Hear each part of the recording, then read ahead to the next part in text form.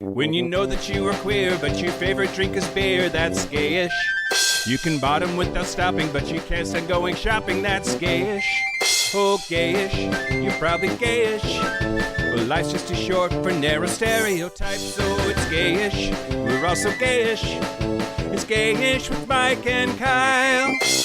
Hello, everyone in the podcast universe. This is Gayish. The podcast where every time God closes a mouth, he opens a butthole. Oh. I like that you saw that as romantic. It is. It's very romantic. I'm Mike Johnson. I'm Kyle Getz. And we're here to bridge the gap between sexuality and actuality. And today, we're going to talk about. Yeah, I feel it in my bones. Today. We're going to talk about Kylie Minogue. Yes. But first, hi Pride 48. Hi Pride 48. We are doing this live on Pride 48. So if you're listening live, hi to everyone in the chat room. Yeah, we will be following the chat room in Discord. Pride 48 has their own Discord server, and that's what we'll be looking at. But just really quickly, this has been a thing that we've been doing for a while. So Pride 48 is LGBT and LGBT friendly podcasts, and this is the very last live streaming weekend. And we've met some truly awesome people over the years and have been very, very glad to be involved. And it all started with water sports. Was that our first Pride 48? That was our first Pride 48. On June 28th, 2018, we participated in our first Pride 48 event. And that's episode 73. And we did water sports. Wow, back in the 2 digits. You're welcome. Also, if you're a Pride 48er, hopefully you've heard our show before. If not, you're probably taffy. But what you want to do is think about your gayest and straightest. So every episode we do our gayest and straightest of the week, which is the stereotypically gayest and stereotypically straightest thing about us each week, just to show that there's a little bit of column A, a little bit of column B for everyone. But we want to take some from specifically the Pride 48 audience. So get your gayest and straightest into us in the Discord chat, and we'll share some at the end of the episode. Yeah, absolutely. Great. Feedback and corrections. Ooh. Oh, first of all, Gary just asked in the chat, what was the gayish word in 2019 in NOLA? So in 2018, our first one live in NOLA, we did hand jobs. And then in 2019, I remember it well because of how red I turned. Yes. We did poppers. Fucking Dan brought a selection of poppers, and I basically lost my shit. Okay. Feedback and corrections. So we got this lovely letter I just wanted to share really quickly. Okay. Dear Mike and Kyle, this is about our Q&A episode, 350, just a couple of weeks ago. Your answer to the question about gay men over 50 who married women and stayed closeted was spot on. I am precisely that sort of gay man, now 65 years of age. When I was a young adult, there was no internet, no gay characters on TV, and very few resources for anyone who didn't fit the straight mold. My attempts to come out were awkward and clumsy, and it was easy to go back into the closet and pass for straight. We all have been on our own paths, and as long as we are kind and respectful to each other, there's no need to be critical of anyone whose path is different. Now we have lots of resources, positive representation in the media, and podcasts. Gayish is one of my resources to help me remember who I am. My eyes welled with tears when I heard Kyle say, "There's always time to be your authentic self." Well done, guys. Gordon. Oh, thanks, Gordon. Yeah, thanks, Gordon. That's a very sweet email. I'm glad that we could be your weekly dose of faggotry. Yeah. You got to get it somewhere. Might as well be us. Yeah, exactly right. So we have to be off of this bitch by the end of the hour. They're going to cut us off. So we're not going to do the news this week, or I'll find a different way to get the news out, maybe. Yeah. But we're just going to skip that part and go right to thank yous to Patreon. Yeah. So I want to thank the following Patreon members: Jesse O'Connell, Eli, Kaylee Adams. Kaylee, I think I'm saying that right. Aaron Foley, Jay Cheng Tablada. Oh, nailed that one. I know. I even said it. I said that one. Tablada. Anyway, I said that ahead of time and still fucked it up. And Dylan Dunaway, thank you so much for your support. You can support us by going to patreon.com/gayishpodcast. Yeah, thanks for your money. Yep. Especially because it paid for us to go to LA last weekend, which was a lot of fun. We've been doing live shows, including last week's LA show. Yeah, which was awesome. Yeah. Thanks to everyone who came out to that. Yeah, it was great. But now But now, we're going to talk about you want to talk about Kylie? Kylie Minogue. Kylie Minogue. Is she the Kylie? Is she Kylie enough that we can say Kylie and it counts as... Her Wikipedia article says that she goes by the mononym of Kylie from time to time. So Okay. Wikipedia, you can take that shit to the bank. But also, and I think this is the most important, there's other Kylies. Kylie Jenner, I think, is like, That's in the mix there. Yeah. But Kylie.com is Kylie Minogue. So she, early domain Parker, maybe, but I think that just, she peed on that tree. It's hers. Yeah, she was born like 2 generations before Kylie Jenner was born. So, of course, yeah, it makes sense she got that first. Yeah. But there's a generation of people for whom Kylie might be Kylie Jenner. Yeah. They don't listen to our show. And they certainly don't listen to Pride 48. That's very true. Well, okay. So predictably, I'm going to talk to you about the history of Kylie Minogue. Sure. By which I just mean some basic biographical information. Okay. We strategically asked Adam and to give us the time slot that we have this year so that Australia is asleep and can't hate mail us live. Oh, that was really smart because they're not going to like this one, I'm sure. We didn't mention Gapbridger Samuel Kohler requested this as his episode topic. That's right. I forgot. This isn't our fault. Yes. A way to, and I think he knew exactly what he was asking for when he asked for it. Also, his birthday's coming up on September 29th. So happy birthday. Happy birthday, Samuel Kohler. Yeah. In case you don't know, the people at our highest level of support, after they've been doing it for a few months, then we'll sit down with them and they get to produce their own episode idea.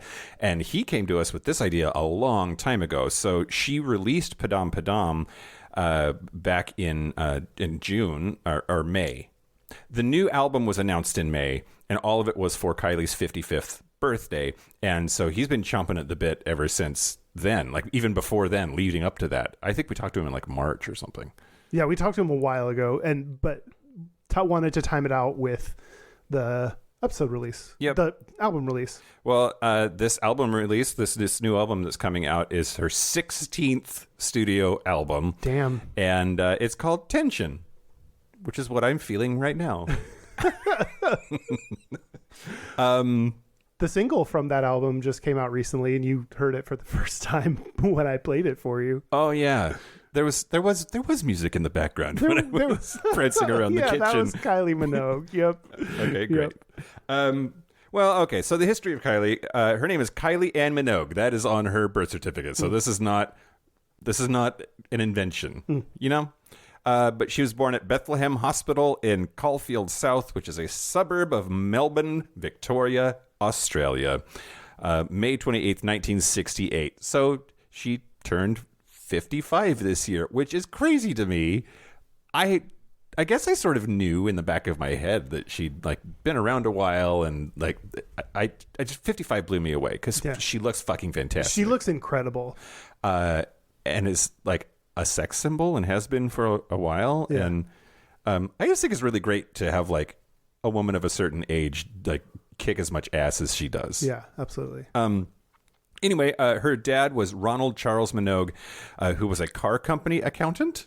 Oh. And his wife, Carol Ann Nay Jones, which that just came up on Throwing Down the hour before us. Nay just means maiden name, y'all. But she was a former ballet dancer. Then they moved to Australia in 1958 as part of an assisted migration scheme.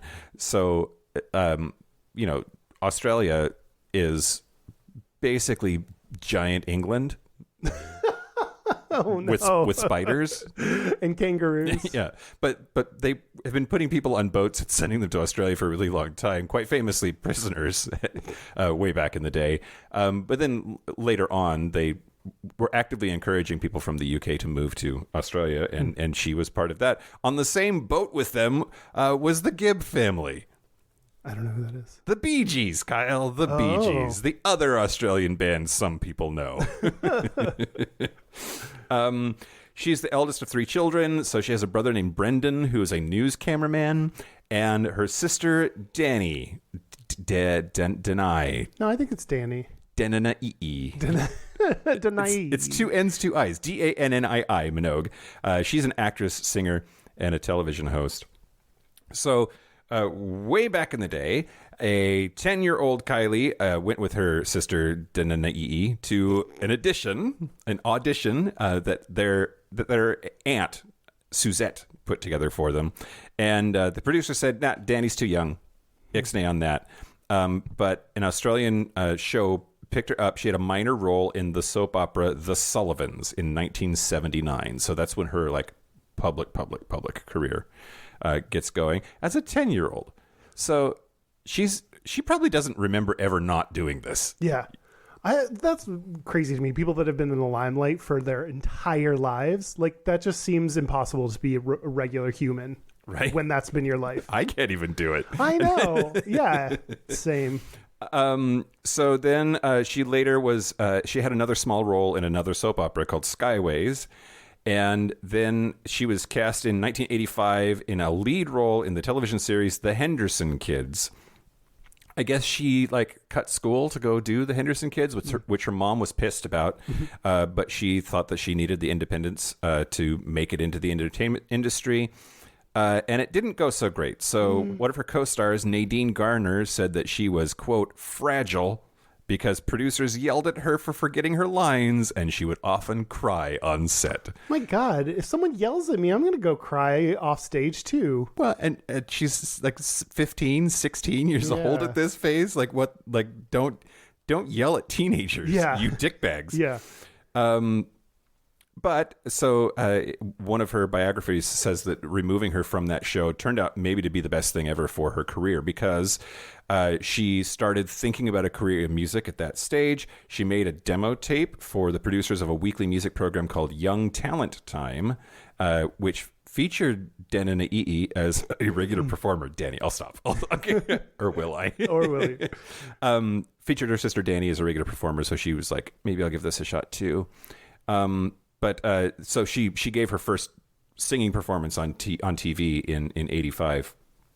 But she was not invited to join the cast. But then her like big breakout, I suppose, is the soap opera Neighbors, which is also the name of a gay bar here in Seattle. Is that still open? I think so. It looked kind of open. Okay. It also looked like maybe a bunch of straight people. Oh, have the straight people heard about it, and so now they get to take over? And I guess I don't know. I don't know. We should go. We should just check it out. Okay. Yeah. Anyway, okay. So in 1986, she got cast as Charlene Mitchell, who was a schoolgirl, kind of a tomboy that turned garage mechanic. And I'm going to talk about soap operas a lot later in the show, so I'm going to sort of gloss over that whole thing. Okay. That show, Neighbors, is still on TV. They do so many episodes. It's like 200 and something episodes a year because it's most days of the week, and it's been on for whatever that math is, 30-something years. Wow. Anyway. So her debut single in Australia for music, her musical career, was July 13th of 1987. She was on this show, Neighbors. It had done really, really well. One episode in particular that I'll talk about later. And The Locomotion was her debut single, and it was released basically at the same time that this big episode happened. So it was just like everything was coming up Kylie in 1987. So then her self-titled debut album, Kylie, was released in July of 1988. And it's been 15 more albums since then. She's just had this insane career. What's interesting is that she was never as big in the United States as she was in the Commonwealth countries, meaning UK, Canada, Australia, and elsewhere in Europe also. She just never quite took off here in the same way. Yeah. The one exception being Can't Get You Out of My Head, which can't get out of my head. That song is, I don't. What? You don't like it? I don't love it. Really? I don't know. It's God. fine. It's fine. I don't know. That was the first time I had heard of her because I was born in 86. So like, right. I'm not, so that was the first I had heard of her. And it was like, this song is fine. Na, na, na, na, na, na, na, na. It's really good. Yeah. It's so catchy. Yeah. And kind of. I think I agree with But that. I like man music, so that shouldn't. It should be right up my alley. But It just, I mean, that is one of those songs that can and will at any given moment be played at a gay bar that you're at. Right? Yeah. And it's absolutely. still like is the call of our people, Kyle. So let's see. But you're right that she is massive in other countries, like Right. worldwide. She is huge, and for some reason, she absolutely has fame here, and people know her here, but it's just not at the scale I think that other countries have her. Right. Yep. Absolutely. I did not know this about her until like looking up her bio for the episode, but apparently in May of 2005 she had breast cancer, and she had a lumpectomy and did a bunch of chemo while she was touring. She had to finish her chemo in France for some reason, like the tour. I don't know how that works. I can't even get in to see my doctor, the same doctor, 2 weeks in a row, much less like hand off my chemo treatment to another country. Yeah, But, you don't pause your tour for your chemo treatment? That's impressive. she did in interviews later say that she was sort of interested in what they started calling the Kylie effect, which we've seen other celebrities go through something similar of like, oh, Kylie Minogue had breast cancer. Maybe I'll get my tits checked. You know, and it just was there was an uptick in women in countries where she's popular getting mammograms. That's great. And checking out for breast cancer. Let's see. So in June of 2023, she became the only female artist to reach the top 10 of the UK singles chart in the 80s, 90s, 00s, teens, and 20s. Wow. That's because Padam Padam was instantly a top 10 hit in the UK. She also does a bunch of charity work, a bunch of philanthropic work. She's a supporter of AMFAR, which is the Foundation for AIDS Research. She hosts the AMFAR Inspiration Gala in Los Angeles, or hosted it in 2010. She also attended AMFAR fundraising benefits in Cannes and performed at galas for the charity in Sao Paulo and Hong Kong. So I know that that's maybe a segue for what you're going to talk about next, but she's done a lot of work and raising money for HIV/AIDS, which predominantly affects gay people. Yeah. So what I like to do is I like to look into why are they a gay icon? What about them? And kind of do they deserve to be? And what is it about them? Why is it? I think there's this question that I keep having is like, why do we have this reverence for these straight women? That's just part of gay culture. Like GLAAD has the Vanguard Award, right? Which we've joked on the show before is just the Who Do the Gays Love This Year Award. Yes. Right? Yeah, absolutely. They give it out to the Straight Ally of the Year or whatever. So here's what it seemed like she was an icon, a gay icon, the moment she started. In the 90s was the Rhythm of Love album, which was a dance album.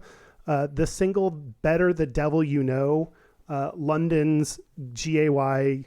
Do you say GAY or gay nightclub? GAY, I think. Okay. I went there. You did? Yeah. There's a picture of me making a Y under the GAY sign. Oh, cute. Yeah. But that nightclub considers Better the Devil You Know to be its ultimate anthem. There was a list on Dig that had the best LGBTQ pride songs, and it was ranked number 6 on the list, just behind I Will Survive. So I didn't realize that. It is up there with pride songs that are just universally loved and adored. Yeah, I Will Survive and It's Raining Men, for sure. Yeah. What else? I'm Coming Out. I'm Coming Out. Yeah, like company with those songs. Yeah. Like, okay, yeah. Yeah, absolutely. Also in the 90s, bars started doing Kylie nights. Great. And this is what Kylie said about it. Quote, I think it was 1990, and I was in Sydney, and there was a famous gay bar on Oxford Street, and they were doing a Kylie night, which I'd never heard of and never been to. I'd heard there were people dressed as me, and it sounded like a good time. So that was the first moment I thought, wow, something's kind of happening. Over the years, I think I've always tried my best. I've tried to be myself. Anyone in this industry knows there's obstacles, how to be accepted as yourself, and that's just what I try to do with anyone. So she seems to be this gay movement of, I can imagine a Kylie night at a gay nightclub. Yeah, for sure. And, I mean, they were all gay bars, right? They had to be. I didn't. Oh yeah. Any place doing a Kylie night must be a gay bar. I did not find that specifically, but I would think it has to be. It has to be. She performed at the 1998 Sydney Gay and Lesbian Mardi Gras, and she's done a lot of performances at prides and gay and lesbian events. So, one article I read about the 2010s song All the Lovers said Kylie would never claim to be a political artist, but All the Lovers had an important message to share about the positivity of love and self-expression, and it was embraced by her LGBTQ plus fans. Mm-hmm. And the video for it is basically a giant bisexual orgy. It is. Wait, bisexual giants bang there? Or there's... Me want orgy. Me want orgy. Me orgy with you. No, it is a large bisexual orgy. Just tons of people all getting down on each other and then lifting up Kylie above their head. Wow. Yeah. That's multitasking. There's enough to do in an orgy already, much less trying to hold Kylie Minogue over your fucking head. Literally fucking, maybe. Yeah. Perhaps. I can't tell if you like pulling my leg. Oh, what? The video's a bisexual orgy? Yeah. No, it is. Okay. Great. No, it really is. Okay, great. Yeah. Yeah. In 2014, she performed at the GLAAD Media Awards in New York City. An article that I saw connected her cancer. I was reading a couple articles on why is she a LGBT icon. Mm-hmm, mm-hmm. One article connected her battle with cancer with LGBT rights. I understand the fight for queer rights. I've had breast cancer. Kind of. Okay, here's what they said. They're basically the same. They're the same thing. You know how it goes. They said, quote, Kylie, however, offers something truly different, a natural warmth and genuine understanding of the struggles of acceptance and challenge. She has known a battle or two, often with the critics, once most seriously with her health, and of course navigating more than 3 decades in the challenging music business. Yeah. So I think sometimes there are these icons that were like, they fought for everything and they've been through a lot, and that's part of what we connect to about them. Sure. And so I can see, as interesting or weird as it sounds on the surface level, I can see why people make these connections to, if you've gone through struggle and strife, that we relate to that person more. Yeah. We do live a rise above story, I think. Yeah. That makes sense to me. But you have to do it in heels. Yeah. And like sequin top. Yeah. Yeah. In 2020, this is the gayest thing I found the entire time. Great. Lay it on me. 2020, she started a wine business selling rosé. Now I feel bad I didn't know that, so I could get you a bottle for this very recording session. That's okay. I didn't know she did all that charity work for AmFAR. So okay. So we're here to teach each other shit. In a 2021 interview, when being asked about being a gay icon, she said, quote, I didn't set out to do that, meaning be inclusive. It is just naturally how I feel. There's so much talk about inclusivity, and I felt I always had that from the beginning. I used to say I love to be able to look out at my shows, and there were just all kinds of walks of life. There has never been any judgment. Oh. So she's saying good things, and also she's not like passionately defending LGBT rights in that statement either. So an article on GLAAD did say that her music, that whether it's her music or her allyship, she is a pop legend who has achieved icon status. She's performed at prides around the world. In 2013, she performed at the World Pride in Sydney. She performed Padam Padam. Yeah. I mean, she released the song Padam Padam, which is the second gayest thing about her. Right. So to to summarize why I think she's considered a gay icon, I wrote down this quote. Her unique LGBTQ plus appeal lies in the fact that this survivor has grown up alongside the community, sharing, celebrating, and commiserating with its ups and downs. Okay. We've also said before that there's just like a weird self-fulfilling feedback loop thing of like, she's a gay icon because she's a gay icon. Yeah. And like, once you get that, you just are. Yeah. And then it happens more. Yeah. Right? Yeah. And but she does fit the template, like the archetype that we've seen over and over again. She fits a lot of those. What things are included in that archetype? Like, what things do you need to have? Be white. No, well, I think it's easier. Yeah, there's sort of a grandioseness about the way that you behave and dress, especially like a lot of sequins, like killer heels. Like these are true things. And to do a Kylie night, you have to have distinctive enough looks that someone can dress up in something and you'll be like, oh, yep, that's Kylie Minogue. Yep. So. I think that there's a common thing of gay icons also like not coming from money. Like in here I am world, I'm unstoppable, just fucking making shit happen, even though you came from like goddamn fucking nowhere. Yeah. There's also, sadly, I don't think it's part of why we're attracted to them, but I do think that there are a lot of gay icons who are sort of like tongue-in-cheek about their support for the gay community. Like they know on what side their bread is buttered. Sure. But they also aren't super overt in their support. So I don't know. Yeah.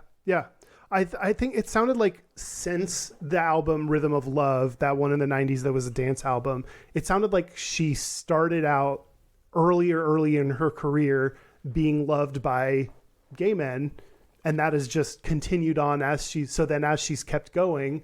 We are really loyal as long as you don't fuck us over, right. Or, like as long as you keep the right path, we're really loyal. And she kept releasing, dance albums and dance songs that we loved. She has amazing outfits. She's hot. She, has risen above challenges. So I think these are all the things that make her a gay icon. I like that. I actually, like I said, did not find some of the nonprofit work that you mentioned. So I like that she not only she performs at Prides, so that's huge. So she knows, you can, when you're that big, you get to decide where you're going. I think you're the one making the decision. So to recognize and perform for your gay audiences, I think is huge. And to actually support monetarily when you're that big, like you make your money from gay men, so putting money back into the community I think is a huge thing. So she's got some pluses in her side. Well, and I was thinking a little bit ago that well, first, after saying I was glad that we were doing this when Australia is asleep, apparently RT Cruiser is awake. I know, right? Listening, which that makes me nervous. But Australia, when it comes to gay shit, is actually like behind us. Like they didn't legalize gay marriage until 2018. That is, when it comes to gender and sexuality issues, as near as I can tell, a very conservative country. So she also sort of has had to be, I think, a little careful about how much support in what contexts, but while not biting the hand that feeds her. So, RT Cruiser in the chat says surrounding herself with hot gay dancers. Yeah, that helps. Yes, that's a big one. Having hot dudes around you is absolutely part of the motif of these gay icons. Even if they're straight. Mm-hmm. We don't need to know that. They don't. I'm just looking at them, so So I don't know. Yeah. So she seems to be. There are some gay icons where I'm like, yes, they started this nonprofit early in their career and they've been outspoken about LGBT rights. Like she's not that kind of icon. I think she is, like you said, an icon because she was an icon and it kind of fuels itself. Yep. once you pop, you can't stop. I don't know what's wrong with me, Kyle. So many idioms that you've got for us. Oh, I didn't take my meds this morning. Oh, That's what's going on. all right. I'm having the hardest time following that one single thread of thought, which is great for live podcasting. You gotta stick with me for 30 more minutes. All right, I got it. Okay. I got it. I can do this. Okay. I can do this. Well, I want to talk more about soap operas, Kyle. So there's like a parallel universe, right, where she gets that job early in her career and stays in soap operaing and never attempts a music career or going with her sister on that talent show thing. And she was in so many soap operas at the beginning of her career, but her biggest one was this show Neighbors. And Neighbors has a surprising number of like really gay things about it. First of all, Guy Pearce also got his start on Neighbors. No way. Who then went on to do like the gayest thing ever, Priscilla, Queen of the Desert. And they were on the show at the same time. They're in the mid 80s. But talking about this episode, so the episode that like it was just such a big deal is episode 523, and it premiered on July 1st of 1987. So Charlene, who is Kylie Minogue's character, has been dating this dude for a while, and his name is Scott. He's played by Jason Donovan, and this episode is their wedding episode. So backing up a little bit, they had been dating for a while, being adorable on the show. You know how soap operas roll, like drama and like, but like they've been together for a while. And there was a plot line where they were to move in together. And they got hate mail because you're going to let a beloved, young, unmarried couple live together. The horror. But that was the state of Australian sensibilities in the 80s, and arguably in the United States too at that time. Like I could see a similar backlash happening. But so they decided, okay, quick, write a wedding episode. We're going to have them get married instead of live in sin. And so they got this wedding episode together. And it was the highest ever ratings for Neighbors, became one of the highest rated soap opera episodes ever in Australia. And it got 19.6 million viewers in the United Kingdom when it aired in the UK. Wow. So it was a big deal. The wedding episode was a big deal. And really, we've talked about parasocial relationships before, of like when you put content into your brain, even if it's fiction, there's parts of your brain that can't help but feel connected and attached to those voices, those actors, that character. Even the reason podcasts are a thing. They got so many wedding gifts in the mail sent to the studio, which is like every major wedding episode of every show. This is a thing that happens. It was the first time that it happened on this scale in Australia. That's creepy to me. It's creepy to me too. Like you were just like, can you imagine sitting like that episode where Ross married that lesbian? No, in Friends. What, I don't think they had a wedding episode though. What happened? For not his lesbian ex-wife got married. Anyway, did she get married on the show? I think so. All I'm saying is that like to watch a show and be like into that show and then like, oh, they're getting married. I'm going to go to Macy's, see if they're registered, be sad when they're not because they're fucking fictional character, and then send them something anyway in the mail. And some poor fucking intern has to open it up and be like, I guess I get more cake knives. Yeah. I guess we have a third toaster now for the office. Like, yeah, what do you do with that shit? I mean, sell it and pocket the retail value of whatever it is. Maybe, yeah. Did you send a gift receipt? Oh yeah.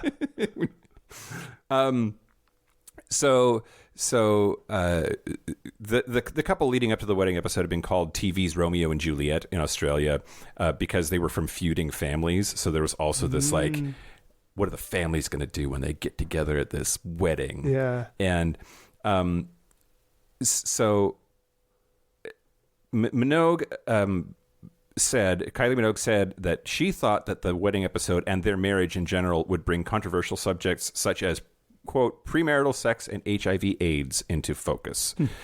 So they were trying to explore the moral points behind living together and premarital sex, and even after you're together, what do you do? What's safe, etc. Anyway, so this this episode, then huge, massive hit. That's when the locomotion dropped. So it was this huge moment for her career, and that really was the blast off in a lot of ways. I wonder if that timing hadn't been that timing, if everything would have still happened for her like that. You know, like, yeah, it's weird that some things, like for some people, just line up and work out. And yeah, absolutely. I think sometimes I think that a lot of fame is just luck. Yeah, which absolutely. is unfortunate, because then we also have this like false narrative that it's through grit and perseverance or whatever. Yeah. And some of that is true, but it's the combo. Like, you have to try and work hard and just get fucking lucky. Yeah. And you have to have some talent too. Like, but a lot of people have talent, you know, not everyone that has talent is famous. So there's got to be more. And you're right. I think luck is a big part of it. Yep. So Scott and Charlene's wedding ceremony has often been included in lists about the best television weddings or soap opera moments of all time. It was voted the most romantic TV nuptials of all time and the top TV wedding of all time in a Radio Times poll. I'm assuming that's Australian. And then in 2011, Channel 5 had a Greatest TV Weddings program, and the wedding placed third. So even all those years later, it was still like a big deal. Apparently, the actor that played Scott is also a musician, and the fans demanded a duet between Kylie Minogue and this actor, musician guy. Jason Donovan is his name. There he is. And they were ultimately successful. There was a duet that was released between them. Let's see, just like a couple of years later. Which I think that shit's great. Like, the idea that like your on TV wedding means now you have to do things in real life together. Yeah. Even if you don't want to. Yeah. She was reluctant, ultimately relented, and now we have this song. Did you listen to it? No, I did not listen to it. I didn't know if it was any good. We should fucking listen to it. We need to listen to all of these. I'm trying to find the name of it, but like I said, I'm not medicated right now, so I'm struggling. Totes strugs to funk, Kyle. What else do I want to tell you about this thing? Oh, so that got me thinking about just like soap operas in general and soap opera moments. Mm-hmm. And the thing that is interesting to me is, compared to other Australian soap operas and globally soap operas in general, the show Neighbours that she was on was actually behind the curve in terms of queer representation. So the first lesbian character on that show was Lana Crawford, played by Bridget Naval, and she became the first lesbian character just in 2004. Oh, wow. Which most soap operas, as far as I could tell, there were gay characters in the 70s and 80s in a lot of them, if not full-on plot lines. So for it to be that late is pretty late. In 2010, the first regular gay character, named Chris Pappas, played by James Mason, was introduced. Again, 2010. Other soap operas had gays in the 70s and 80s. And then in 2018, Aaron Brennan, played by Matt Wilson, and David Tanaka, played by Takaya Honda, were married, which was the first same-sex marriage to feature in an Australian TV drama. Ooh. Because they had apparently they waited until it was legal. So same-sex marriage was legalized in 2018, and that's when they decided to have a gay marriage plotline. Oh, that kind of makes sense, though. That couple could also have been waiting for it to be legal to, that lines up with what happened in real life, too. Yep. And people were having commitment ceremonies and other kinds of gay weddings well before legalization. What I'm interested in, and didn't look up, but maybe now I will, I don't know, is whether there was like a regulatory reason for it. Because like TV rules are fucked up in a lot of places, and it might have had like repercussions if they had promoted an illegal act or not yet legal act, or who, like, I don't know. Anyway. Yeah. The first trans character on Neighbours was Mackenzie Hargreaves, played by Georgie Stone, introduced in late 2019. That was after the actor approached the producers with a pitch that there should be a character, and they said, okay. Good for that actor to be like making their own opportunities. Yeah, absolutely. And good for them for listening and doing it. Yeah. Yeah. Good job, everybody. Some other queer moments in Australian soap opera history. There's a show called The Box, and it featured a character named Lee Whiteman, and was a high camp television producer, and has two same-sex relationships during his time in the series that were on screen. So gay shit on Australian soap operas goes back to 1974, apparently. Wow. Yeah, anyway, that's some stuff about soap operas. I know. Look at the time, Kyle. Look at the time. That's really interesting. Thank you, Mike. Yeah. Let's diverge into the woods. Now I'm doing weird. Into the woods. And play a little game. Yeah, play a game. Okay, those of you on the Pride 48 Discord chat, please play along / give me the answers. Here we go. I'm going to give you a lyric. Okay. And you're going to tell me... Oh, I am fucked, Kyle. No, you're not. No, okay. You're not. You're going to tell me whether it's from Can't Get You Out of My Head. Oh, okay. Padam Padam. Okay. Or I Made It Up. Okay, great. I love this. Okay. I love this. Okay, here we go. I only have a few. So, first one is, I can tell you how this ends. I'll be in your head all weekend. That's Padam Padam. That's Padam Padam. Yeah. Good job. See? You got this. I'll be in your head all weekend. Yeah. Okay, great. From my nose down through my toes, you'll find parts that nobody else knows. You made that up. I made that up. Yes! Whoa. Sorry, I yelled. I need to be keeping track of these. Yeah. You have two so far. Okay, great. This one's a tough one. Okay, great. La la la la la la la la la la la. La, la, la, la, la. Okay, in my head, those are not laws, but in the recording, they are nas in Can't Get You Out of My Head. I think that's N-A-N-A, and you made that up. Oh, interesting. No, that's Can't Get You Out of My Head. Oh, well, fuck my ass. Sorry. All right. That was a good theory, though. I like that. Just always looking out for how you can fuck me, Kyle. I'm trying. Okay. I'm trying to. There's a dark secret in me. Don't leave me left in your heart. Set me free. Padam Padam. Incorrect. That is Can't Get You Out of My Head. Shit. Next one is shivers that ease your pain. I get the shivers every time you touch my brain. Padam Padam. No, I made that one up. Son of a bitch, Kyle. She does say something like that. She says, shivers and cold champagne. I get the shivers every time you say my name. Okay. Shivers and cold champagne. Okay. All right. The shivers every time I touch your brain. Yeah. Next one. You're everything I ever knew. I want to feel you in my bed sheets too. Can't Get You Out of My Head? I made that one up. Son of a bitch, Kyle. Last Fuck. one. Great. This is the last one. Somebody in the chat says if you have brain shivers, you should see a doctor. Brain shivers mean you might not have taken your meds. Thanks, Nico. Won't you stay? Won't you lay? Stay forever and ever and ever and ever. That's Can't Get You Out of My Head. Correct. Yeah. You got 3. Great. So you failed. Great. If there's anything I love more than anything else, Kyle, it's public failure. No, you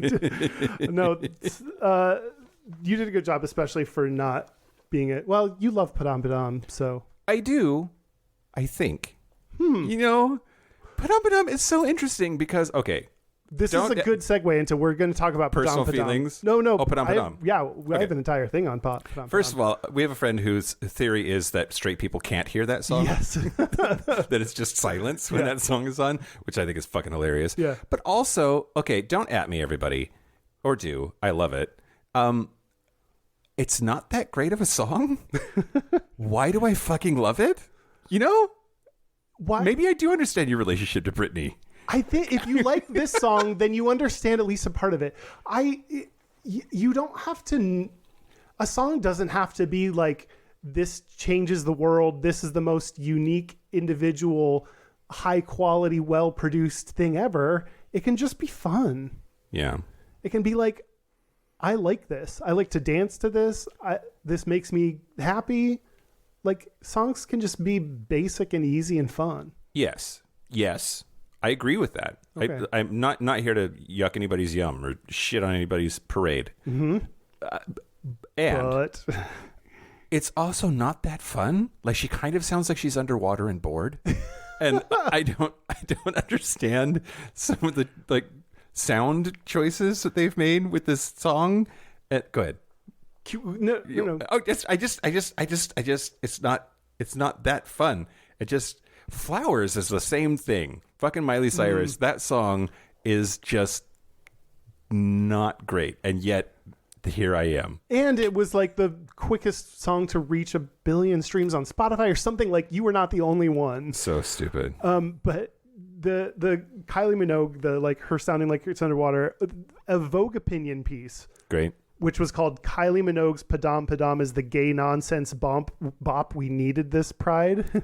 Okay. One of the things it talked about in, trying to figure out, why is this a gay song? Why do we love it? What is going on here? Apparently it went viral in TikTok, which I'm not on TikTok, so I don't know. Thanks, TikTok. I guess so. I mean, songs, that is one way to get your song to like go somewhere, is you put it on TikTok. And if the sound catches and people use it, then anyway, so it went viral on TikTok, quote, in no small part because Minogue sounds exactly like an AI creature on the track. Great. I agree. So underwater and bored. That's we're saying the same thing. Let's see. Another article that I read about Padam Padam is on Harper's Bazaar. It says Padam Padam is a pride anthem and Kylie Minogue at her peak. The subtitle is, this pop star's latest song isn't just a bop, but also a newly inducted element of the queer lexicon. Ooh. That sounds like a bunch of bullshit. I see this song as, there are things like gays drink iced coffee or gays can't do math that are just newer things that have come up, and we all just kind of glom onto them, and there's no actual reason. There's nothing actually gay about them. Right. It's just, but now we've made it gay and it's our thing and it's funny and fun to feel like you're in on something. And I think this is one of those things.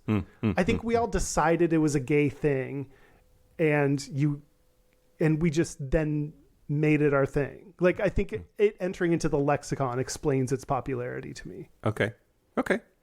Apparently the track was debuted on the season finale of American Idol, which included a squad of buff male dancers in skin-tight military meets sci-fi outfits. Fuck yes. So, we've got the performing on a huge popular TV show. We've got the buff background dancers.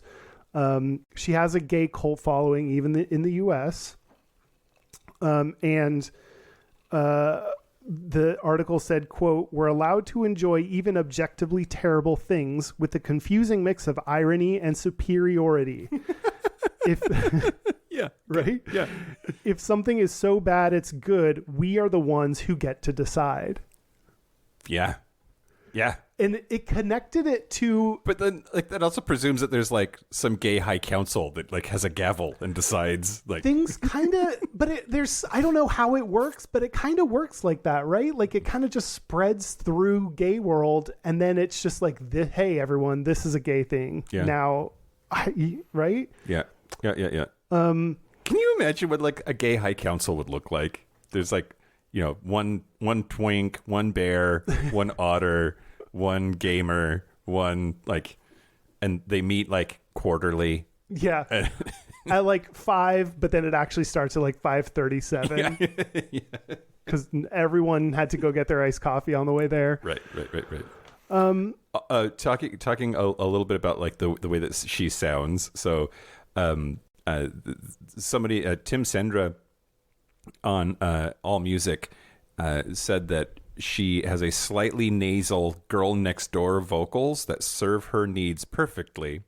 She's known for her soft soprano vocal range, but also apparently she was sometimes referred to by people that hate her as the singing budgie, which a budgie is an Australian bird that I guess sounds. Oh God. Yeah. Yeah. Kylie. I just wanted to say budgie. You budgie? Because budgie smugglers are... Anyway, go ahead. I haven't heard that. Yeah. In the Vogue article, it said, quote, "We love mess in all its forms, particularly the sonic kind." So there's, I mean, a lot of these... That's not kind. Oh, go ahead. Well, a lot of these are like acknowledging like this is trash and we love some good hot trash. Yeah. I like the idea that we get to decide what trash is acceptable. Yep.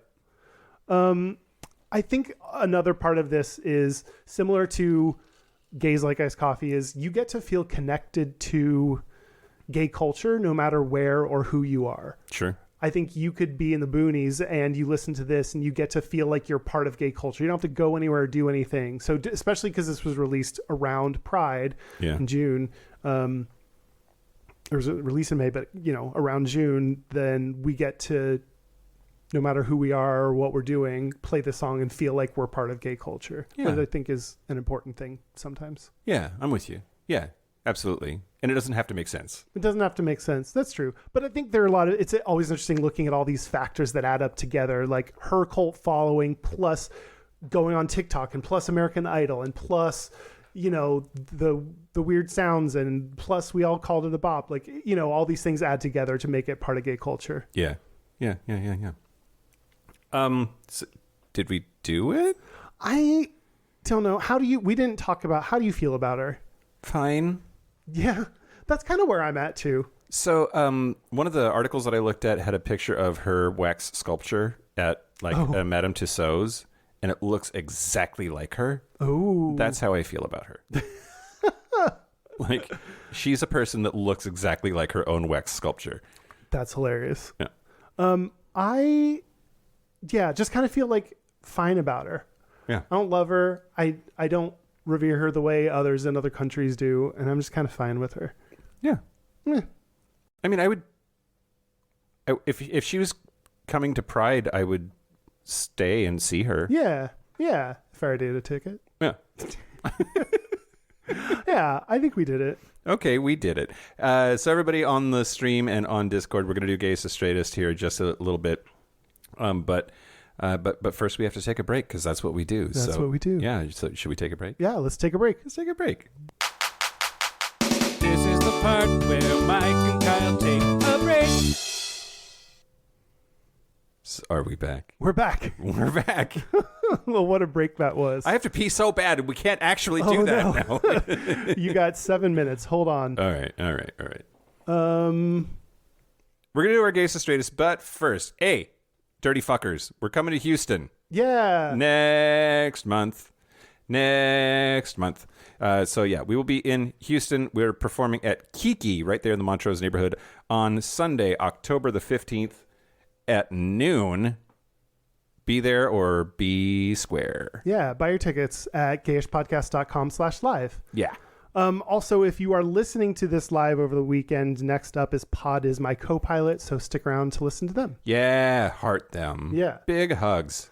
Should we do our contact info? Sure. Our website is gayishpodcast.com. We are on socials, including Instagram, and we have our own Discord. So if you want to come hang out in a different Discord, you can find all that contact info at gayishpodcast.com/contact. Our hotline, you can send us text messages or leave us voicemails, is 5855-GAYISH. That's 585-542-9474. Standard rate supply. Our email is gayishpodcast@gmail.com. And our physical mailing address is Post Office Box 19882, Seattle, Washington, 98109. Is it time for our Gayest and Straightest? It's time for our Gayest and Straightest. I'll go. Okay, go. So my gayest is I have been listening to all of these gay-ass podcasts all weekend. Yeah. Pride So, 48. We see you. Pride 48.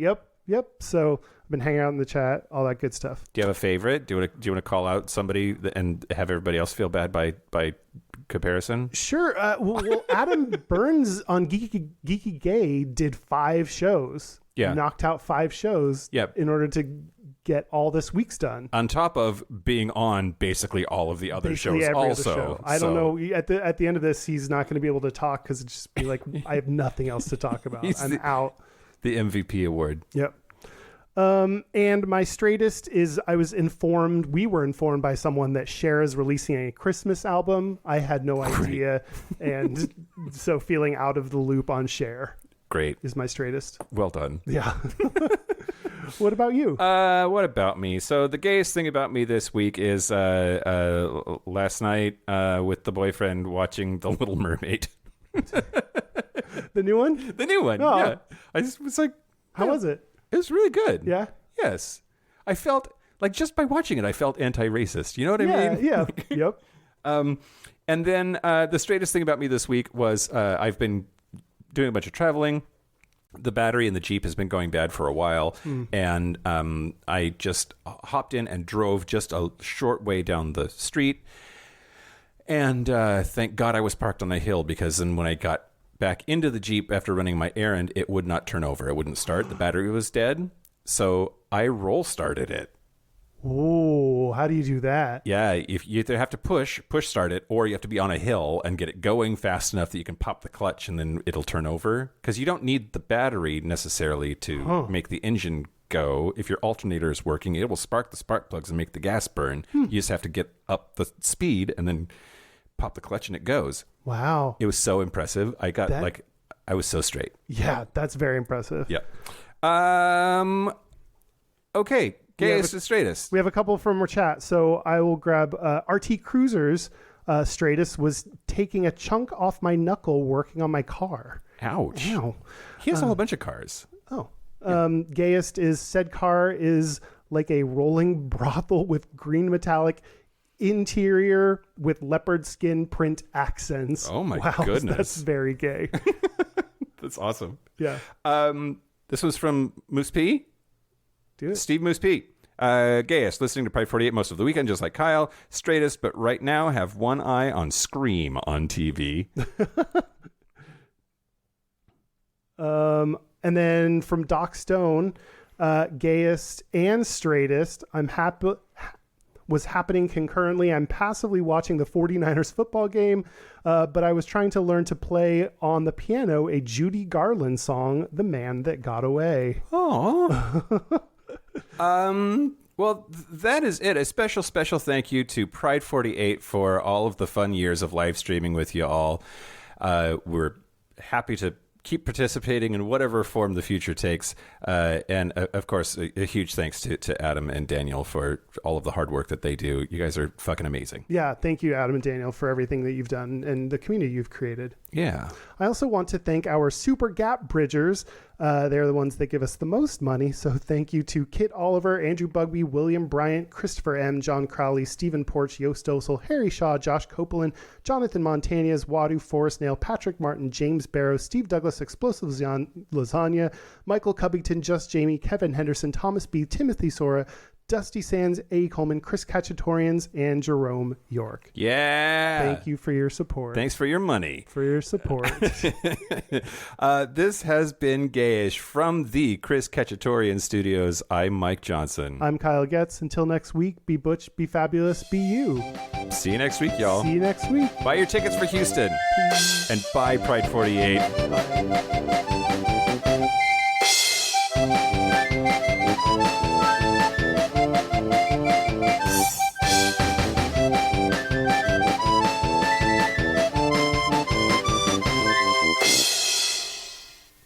In the immortal words of Fatty, now how do I turn this shit off?